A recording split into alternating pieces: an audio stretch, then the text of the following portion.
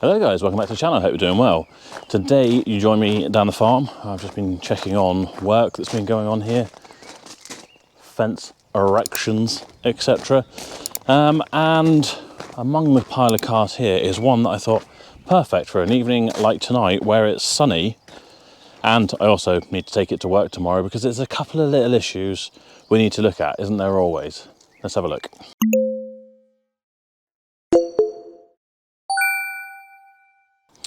And here it is. This is a 2005 CLK240, which is a 2.6 engine.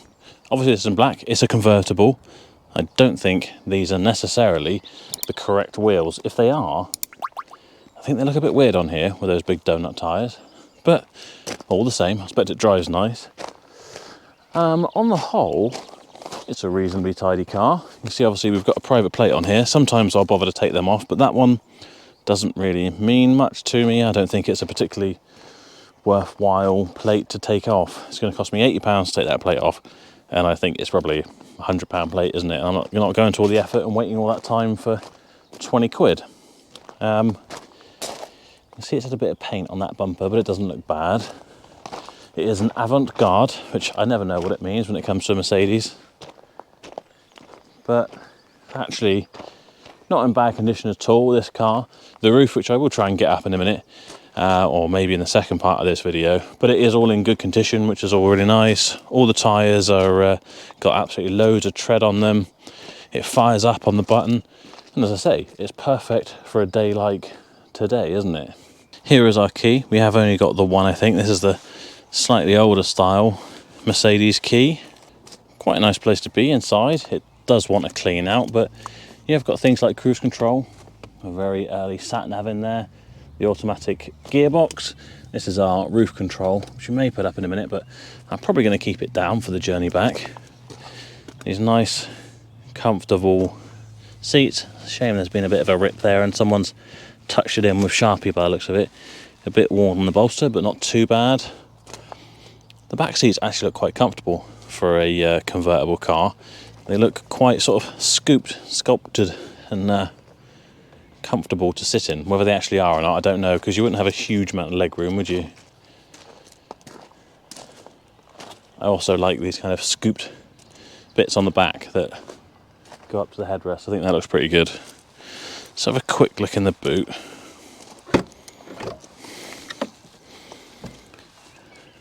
So, here we are.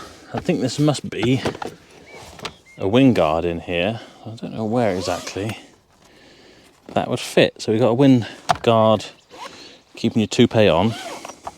I wonder where exactly that would fit. So that would be in these holes here.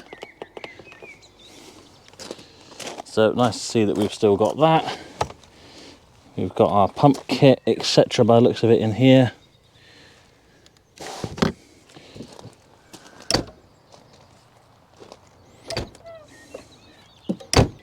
I guess these things would be a connection for a roof rack or something, a boot rack maybe, but we don't seem to have one of those. So this car came in part exchange to us.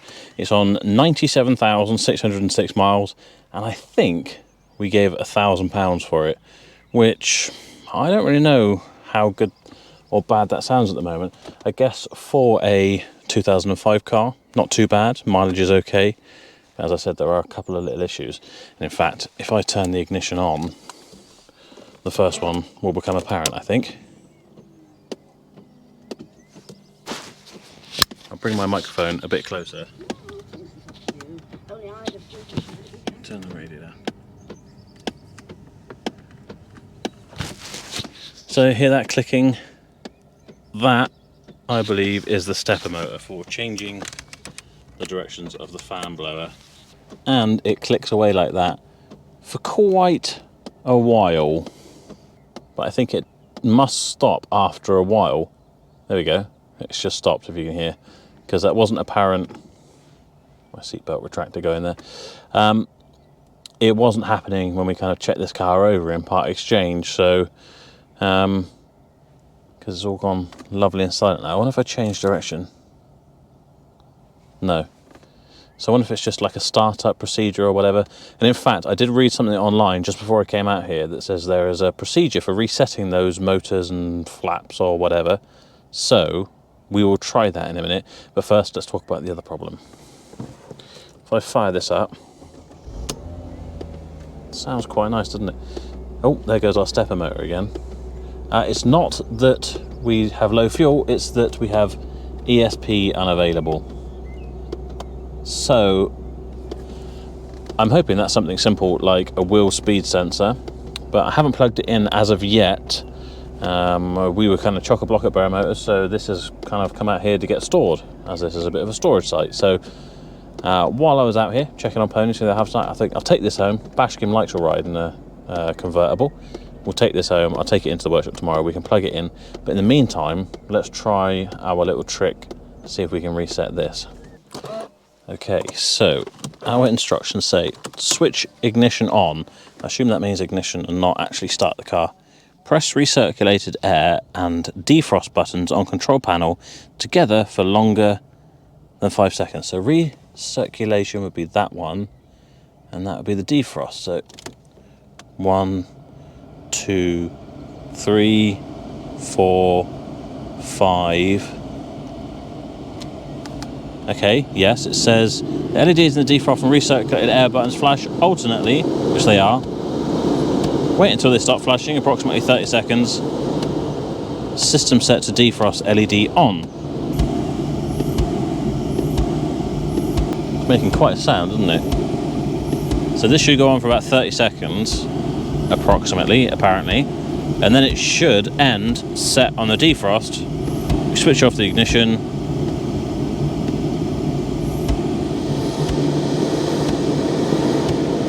You can hear that it definitely is actually changing the motor positions. It's coming out at different places, which it wouldn't do before. That's coming out the footwell now.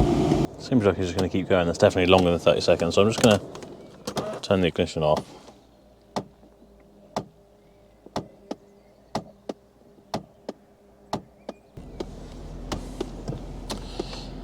I'll be honest, I think we've made it worse.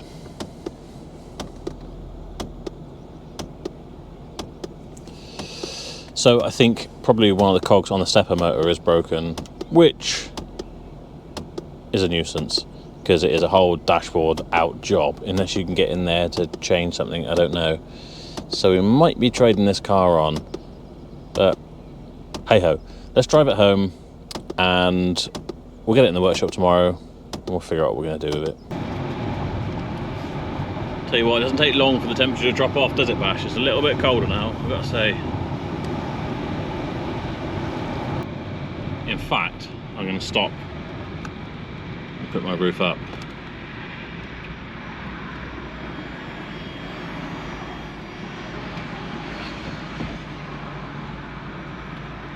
It's quite a quick setup. Bash isn't too sure about that.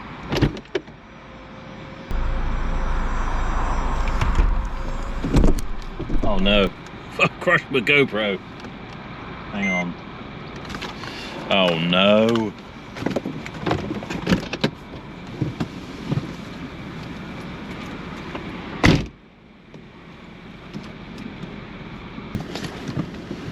Okay. There we go. Those little clips on the back that I was talking about earlier, I wonder if they're for a boot rack or something. For latching the roof, aren't they? Right. Much better, much warmer.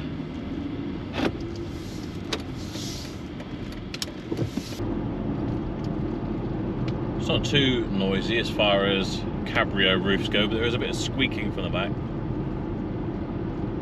I don't know if you could hear that. It sounds like a family of mice back there arguing.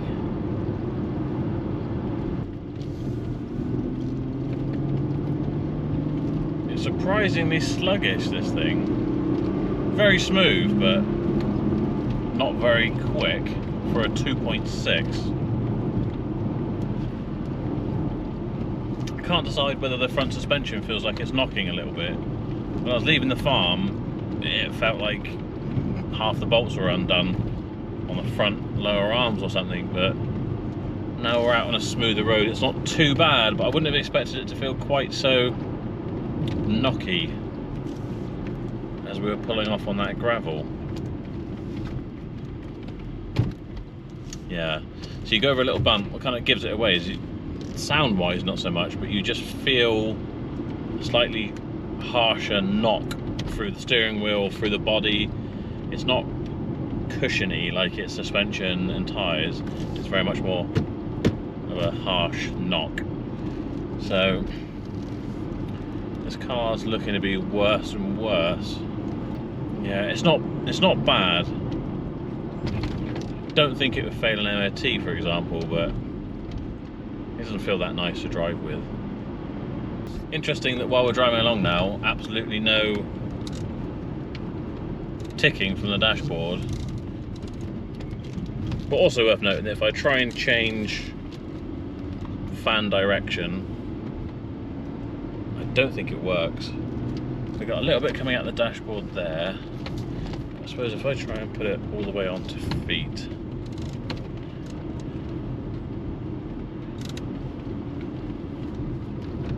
it makes no difference whatsoever. In fact, even adjusting the fan speed doesn't seem to make any difference. That is all the way up to 6. And it hasn't changed it a bit. I have had to kind of had a bit of a team meeting at work because we bought a few part exchanges, and you know, we've been tucked up. There's absolutely no way the people that had this car and sold it to us as being such a sweet example, and they really didn't, they wanted to sell it privately and they didn't really want to part exchange it, but or when it comes down to it on the day they will part exchange it. There's absolutely no way that in fact, I did send one as I said, make sure you go and test drive it, and he test drove it, it came back and it said it had an ESP light on. And oh, has it? No, it's never had that. Well, I can't see how that's happened just on that test drive, and now it's coming up every single time. They didn't know about that. It's, you know, it's just not true, is it? I understand it's a bit of an awkward situation for the customer sat there waiting to part exchange it at an agreed price, and then we find other things wrong with it. But unfortunately, that's the way it goes. So our new procedure is 100% that we need to check the part exchanges at the point of making a deal, so that if this was valued at, say, yeah, we could do £1,000 for it, but we found out that the stepper motor in the dashboard's broken, and that's a whole dashboard out job and is, you know, 10 hours of labour or something. Don't quote me, I don't know. Say that's £600. Well, we can't give £1,000 for it anymore, can we? You know, you'd have to say, oh, well, it's got this expensive job that it needs doing, the ESP light's on, let's just say 500 quid and we can trade it on, and, you know, we can wipe our nose of it if it helps you out. If not, great, try and sell it privately, and that's fine. What we don't want to end up with is you know, a farm full of cars that need jobs that are kind of uneconomical because of the price that we paid for them. So, you know, the team have got together, we've kind of talked through this, and I think everyone's on the same page now that, you know, we really thoroughly have to check these part exchanges over. It seems like it's not a big deal, you know, someone's buying a £15,000 car and you're giving them £1,000 for their part exchange. There is an element of, you know, it being a bit of a loss leader, in the sense that rather than knocking money off of the car, you are giving them a bit extra for their part exchange. Sometimes for people that really helps a deal. You know, you can't have money off of the car and extra money for the part exchange. You can if you want to split it, in a sense. So that's what some people want to hear. Most people, I think, you say, I'm sorry I'm firm on my price, but I can do you a little bit better on your part exchange, and maybe there's a bit of nostalgia in that car and things like that. They feel better that they're getting a little bit extra for their part exchange because they like it, it's a nice car. But we have to be brutal, and if the customer's not happy with the price, then they do not have to sell it to us. But the last thing I want to do is be stuck with a load of cars that need more work than it's worth. I think what I'll do is, when I get home in a minute, I'm going to look at some sort of trade prices and remind myself exactly, you know, what this is trade, where we might be able to get rid of it to sort of trade We Buy Any Car, which is a thing if you didn't know that exists. So not just only is there We Buy Any Car, but We Buy Any Car have now set up a trade system. They actually approached me to take on an account, and we can sell to We Buy Any Car as a trade dealer. We don't have to have owned the car for a certain amount of time. It doesn't have to have MOT. We can tell them what grade the vehicle is, that sort of thing. but they do pay less than if we were a private punter, fair enough. But perhaps we'll have a look and see, you know, what we could get offered just to get this off of our hands, because I don't think the ESP light is a particularly big deal. I don't think that any suspension noise on this would be a particularly big deal. It's the silly little thing, just a little ticking noise from the dashboard that's going to put everyone off, and is going to be an absolutely huge job, because it is dashboard out. To change a part that's probably 100 quid or something, but it's going to be, you know, 500 quid of labour. So yeah, I don't know. I'll see you inside and we'll try and figure out what we can do here. Okay, so back home and in the office, and just doing a bit of quick research about this car. So looking at Auto Trader, I can only find 3 CLK240s. That is a 2005. For sale. One's on 264,000 miles, so that's quite a lot about their reliability.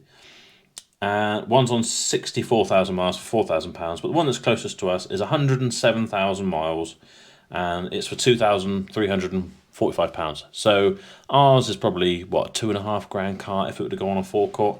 Not that I would put this on my forecourt, to be honest. So that would be best case scenario. I then had a quick look at our invoicing system to see exactly how much we did part exchange it for, because I wasn't part of this deal. I couldn't remember exactly. I thought it was £1,000, and I was right. It was £1,000. So the next thing I looked at was We Buy Any Car Trade, just to see what we could take it to them for, and you know how much we could get, just to say it is as it is. They take it on and they just stick it back in auction. So they would give us £788. In fact, I'll show you that here. There you go. That's what We Buy Any Car Trade looks like. Should you want to know, it is just We Buy Any Car, and they put trade underneath it.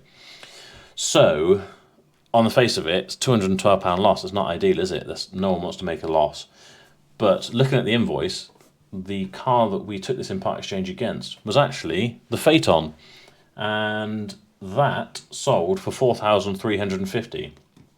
So I went back to the Phaeton completed video to remind myself exactly how much we spent on that, which was just over £2,300. So £2,300 minus some commission for the guys that were selling it, minus £212 for the loss by the time that we sell this and whatever, and we're actually still about £1,800 in the black. So, you know, profit. So actually, on the whole, this is what I was saying about kind of like a loss leader. Sometimes you need to take the part exchange because it helps the customer do the deal. If there's a good profit in the car that you're selling, sometimes you will do better out of the part exchange than you will the original car you're selling. And sometimes you need to take that car, take the loss that goes with it, but not actually discount the price that you're selling for in the first place by too much. We gave a discount of £150, and we've kind of made a loss of about £200. So in total, they got about 350 quid off of that Phaeton, and we're still like 1,700 quid up. Of course, we've got to make a video out of it. You never know, this might go viral and I might make 100 quid out of it. But on the whole, you know, it's just a car that, to be fair, if it had been okay and it hadn't had those couple of little issues, namely that stepper motor in the dashboard, then it probably would have made us a little bit more profit as well, and it would have been well worth it. So there's an element of risk, I guess, and the result is that we're going to sell it for a loss, but in reality, in the grand scheme of things, we're still making a profit. I might be able to sell this to someone for £1,000 with the issues stated. You never know, it's worth a try, but it is handy having that trade We Buy Any Car there, just to be able to palm it off and get rid of it, clear some space, and you know, sometimes in business the most important thing is recycling that money, getting it into the next car, and something that you might really make a profit on. So there we have it. I don't know exactly what we'll do, but one way or another it'll be getting traded on as a spares or repairs or whatever. Someone will probably be quite happy to have that for £1,000. Maybe I can push my luck and try 1,200 quid. But we will see. If not, it will just go straight down to trade We Buy Any Car, and I'll wipe my nose of it, and we will move on to the next one. So hope you enjoyed the video. If you have, please give it a thumbs up. If you're new here, please do subscribe. If you're not, thank you for continuing to watch, and speak in the next one. I'll see you on the next one.